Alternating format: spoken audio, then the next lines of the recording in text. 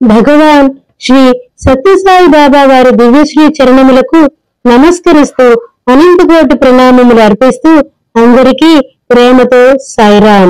మన దివ్యమూర్తి అయిన భగవాన్ శ్రీ సత్యసాయి బాబా వారి పుట్టినరోజు వేడుకల్లో భాగంగా బాల వికాస్ చిన్నారులచే నా జీవితమే నా సందేశం రూపకమును ప్రదర్శించబోతున్నారు.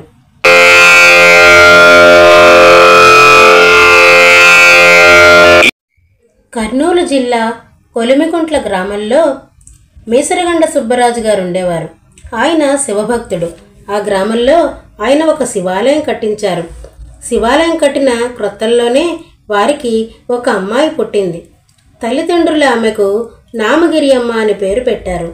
నామగిరి అమ్మ యుక్త వయస్కురాలైన తరువాత భగవంతుని ఇచ్ఛానుసారం పెదవెంకమ్మరాజు భార్యగా మేసరగండ వంశం నుంచి రత్నాకర వంశంలోకి అడుగుపెట్టింది.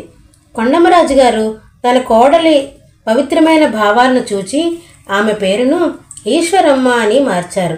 దేవకీదేవికి కృష్ణ పరమాత్మ వలె ఈశ్వరమ్మకు 8వ సంతానమే శ్రీ సత్యసాయి భగవంతుడు. శ్రీ సత్యసాయి భగవంతుడు జన్మించే ముందు ఒక సన్నివేశం ఇలా జరిగింది. అది 1926వ సంవత్సరం ఫిబ్రవరి నెల. ఇంట్లో అత్తగారు లక్ష్మమ్మ గారు ఉన్నది. కోడలైన ఈశ్వరమ్మ గారు నూతి దగ్గరకు వెళ్ళింది.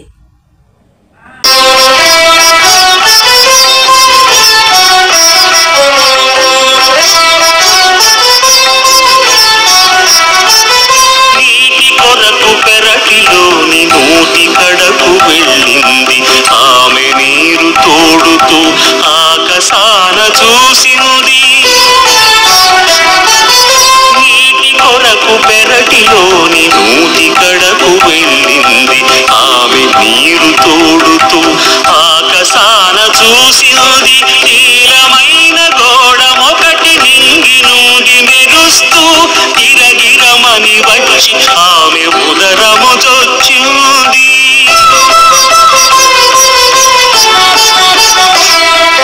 నీలమైన గోడమొకటి నింగి నుండి మెరుస్తూ గిరగిరమని వచ్చి ఆమె ఉదరము చొచ్చింది.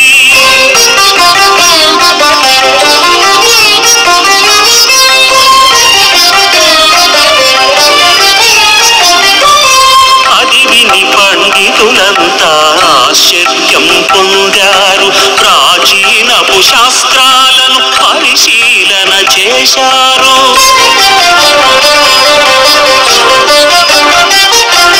శ్రీకృష్ణుని జననం వలెనే సత్యసాయి అవతారం.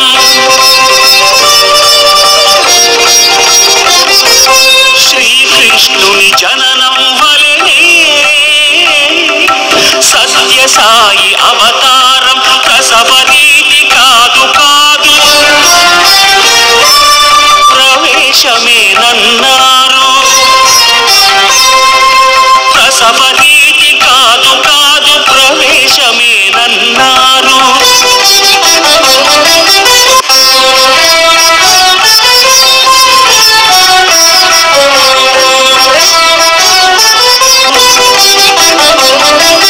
కృతయుగమునాదితి త్రేతలోన కౌసల్య ద్వాపరాన దేవకి ఈ కలిలో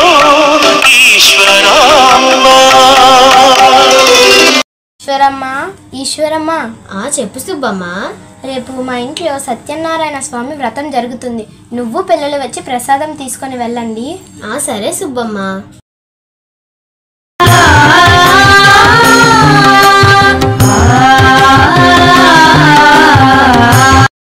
సుబ్బమ్మ, వ్రతం చాలా బాగా జరిగింది. అవును ఈశ్వరమ్మ, ఇదిగో ప్రసాదం తీసుకో. నీకు పుట్టబోయే బిడ్డకు ఈ స్వామి పేరు పెట్టుకో. అంతా శుభమే జరుగుతుంది. అలాగే సుబ్బమ్మ, నువ్వు చెప్పినట్లే చేస్తాను. ఇక నేను వెళ్ళొస్తాను. అలాగే ఈశ్వరమ్మ.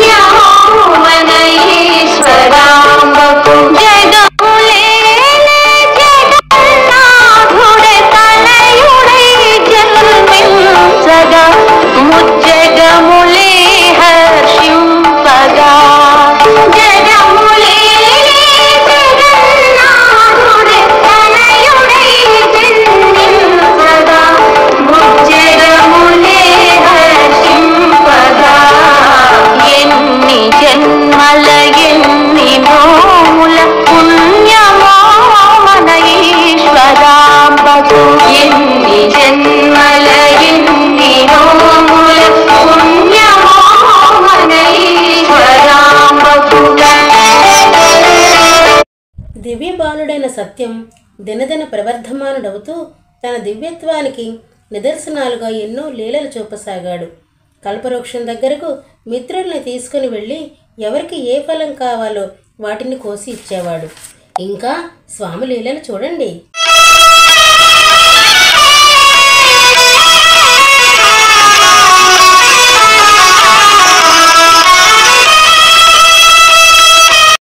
సత్యం సత్యం, నాకు లడ్డు కావాలి సత్యం. అలాగే. నాకు మైసూర్ పాకం కావాలి సత్యం. సరే ఇగో. సత్యం సత్యం, నాకు కోవా తినాలని ఉంది సత్యం. ఇదిగో. అవన్నీ ఎలా వస్తున్నాయి? నాకు దేవతలు ఇస్తున్నారు. అవునరా సత్యం, దేవతలు కాబట్టి దేవతలు ఇస్తున్నారు.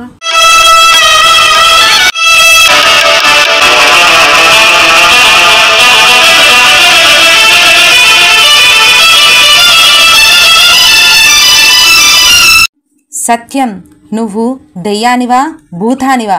నేను దేవుడిని. నాకు ఇప్పుడే దృష్టాంతం కావాలి. ఇదిగో మల్లె పువ్వులు.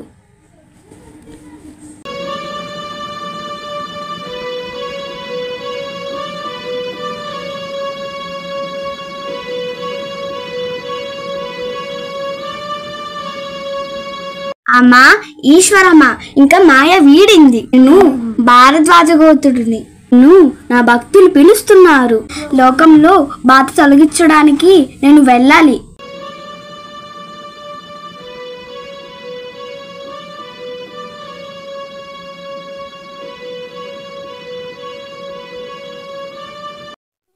సత్యం ఎప్పుడూ ఏదో ఆలోచనతో నిర్లిప్తంగా నిర్వికారంగా ఉండడం, రకరకాల మహిమలు చూపడం గమనించిన ఈశ్వరమ్మకు దిగులు పట్టుకుంది.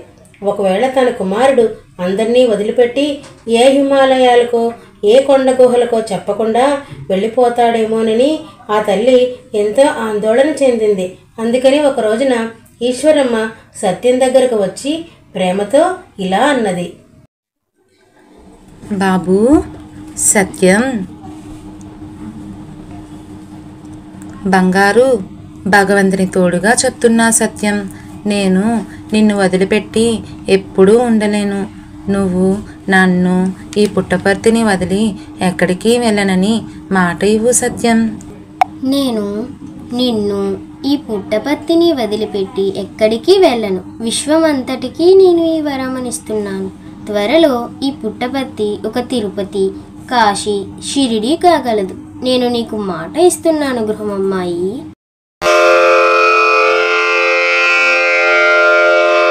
దయాగుణం కలిగిన మన ఈశ్వరమ్మ గారు భక్తుల వెన్నవంచుకున్న కోరికలను స్వామివారికి తెలియపరచడానికి మధ్యవర్తిగా వ్యవహరించేవారు. ఆ సంఘటనలు చూద్దామా?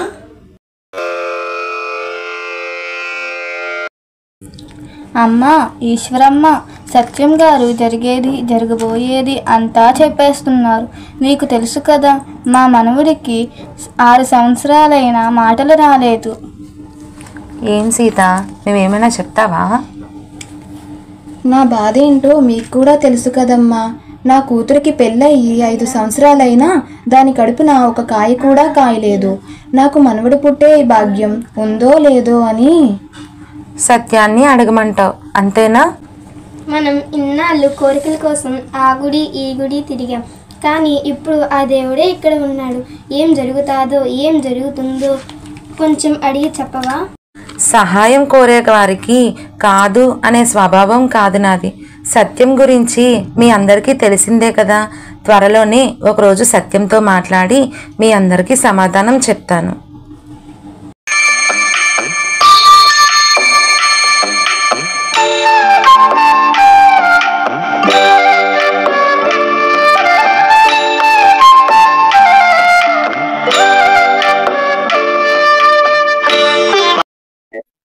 బాబు సత్యం, మీ అమ్మ ఏం అడిగినా చేస్తావు కదూ?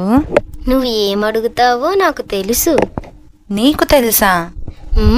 నాకు అన్నీ తెలుసు. సత్యం, అవును, నేను చెప్పేది సత్యమే. ఇక్కడ నేనుండగా ఇరుగు పొరుగు వాళ్ళు వచ్చి నీతో వాళ్ళ కష్టాలు చెప్పుకుంటున్నారు. నువ్వు మధ్యవర్తి అయిపోతున్నావు కదూ. ఏం చేయమంటావు బాబు? వాళ్ళ బాధలను విని నా మనస్సంతా తరిగిపోతుంది. అందుకని వాటిని నా దగ్గరికి మోసుకొని వస్తున్నావు. నువ్వు తపాలా బండ్రోతు అయిపోతున్నావు. ఏమో, అవేమీ నాకు తెలీదు.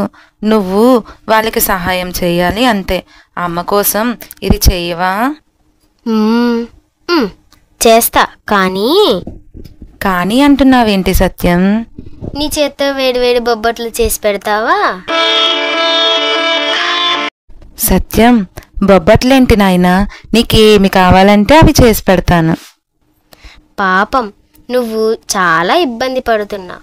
వాళ్ళని నాతో వచ్చి వాళ్ళ కష్టాలు చెప్పమను. నేను వాళ్ళకి సమాధానం చెప్తాను. గృహమమ్మాయి, బొబ్బట్లు మర్చిపోవద్దు.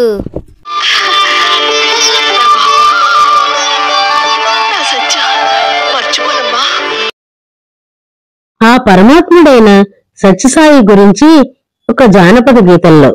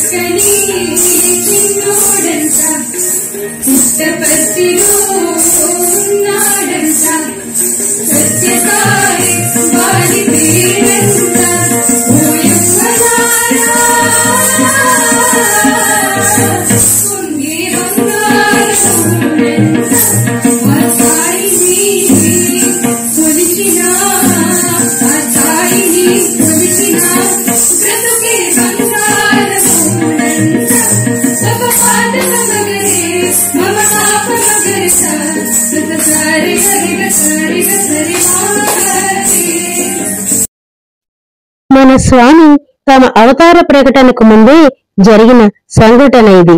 ఒకరోజు స్వామికి వరుసకు చిన్నాన్న అయిన రాజుగారి ఇంటి లోపల కూర్చుని లలితా సహస్రనామం పుస్తకాన్ని తిరగవేస్తున్నారు. అప్పుడు ఆయన బయట నిలక మంచంపై కూర్చున్న మన స్వామితో ఇలా అన్నారు. ఏం సత్యం, నీకు అన్ని తెలుసంటావు కదా, మరి ఇప్పుడు నా చేతిలో ఉన్న పుస్తకం గురించి చెప్పు చూద్దాం. లలిత సహస్రనామావళి. మీరిప్పుడు 12వ పేజీలో ఉన్న నామాలు చదువుతున్నారు. అవునా, ఉండు చూద్దాం. బాబు సత్యం, నువ్వు చెప్పిన పేజీ నంబర్ కాదు, ఇక్కడ వేరుగా ఉంది. నువ్వు తప్పు చెప్పావు. రాజుగారు, నువ్వు వెళ్ళేసరికి ఆయన పేజీ తిప్పేశారండి. ఒక పని చెయ్, నువ్వు ఆయన పక్కనే కూర్చో. నీకే తెలుస్తుంది. ఇప్పుడు అడగండి రాజుగారు. చూడండి రాజుగారు, ఇప్పుడు 15వ పేజీలో ఉన్న శ్లోకం చదువుతున్నారు. కులాంగన కులాంతస్థ కౌలిని కులయోగిని అకుల సమయాంతస్థ సమయాచార తత్పర. ఇప్పుడు సరిపోయిందా అండి? మీరు ఏ లలితాదేవి నామాలనైతే పఠిస్తున్నారో ఆ దేవికే అబద్ధం చెప్పి మోసగించడానికి వీలవుతుందా? సకల జీవుల్లో ఉన్న చైతన్య శక్తియే స్వామి మీరు. భగవాన్ శ్రీ సత్యసాయి బాబా వారు శివశక్తి స్వరూపమైతే తన పూర్వావతారం జ్ఞానస్వరూప అవతారమైన శ్రీ షిరిడి సాయిబాబా వారు నేను ఆంధ్రాలో సాయిబాబా అన్న పేరుతో వస్తాను అని చెప్పిన సందర్భం. శ్రీమతి గాలి శారదాదేవి గారికి చిన్నతనంలోనే వివాహమైంది. ఆమెకు 6 మగపిల్లలు కూడా పుట్టారు. కాని దురదృష్టవశాత్తు ఒక్కరూ బ్రతకలేదు. అంతులేని దుఃఖంతో ఆమె షిరిడీ వెళ్లి సాయినాథుని పాదాల మీద పడి తనకు ప్రశాంతతను ప్రసాదించమని ప్రార్థించింది. అప్పుడు ఆ సాయినాథుడు ఆమెకు ఎనలేని చిత్తశాంతిని ప్రసాదించారు. 1917 సంవత్సరంలో చివరిసారిగా గాలి శారదాదేవి గారు షిరిడీకి వెళ్ళినప్పుడు బాబా దగ్గర కూర్చుని ఈ విధంగా ప్రాధేయపడింది.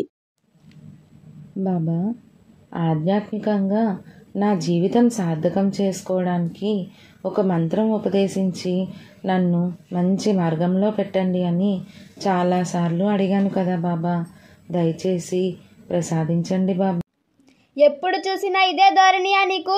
చెబితే వినవు. బిడ్డ లే, నీవు భోజనం చేయకుండా పడుకుంటే నాకు ఎలా నిద్ర వస్తుంది? దా పద. అల్లా మాలిక్ ఏక్ హై. బిడ్డ, ఇప్పుడు నేను చెప్పిన మాట ఎవ్వరికీ చెప్పనని నాకు ప్రమాణం చెయ్యు. నేను నీకు ప్రమాణం చేస్తున్నాను బాబా. ఏమిటండి అది? నేను ఆంధ్రాలో సాయిబాబా అనే పేరుతో వస్తాను. అప్పుడు నీవు నా దగ్గరకు వస్తావు.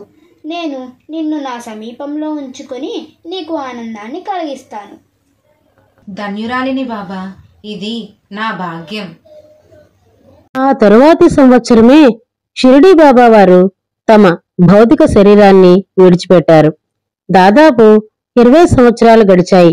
శారదాదేవి అనాథ శరణాలను నడుపుతూ ఆ ఖర్చుల నిమిత్తమై ఊరూరా తిరిగి హరికథలు చెప్తూ ఉండేది.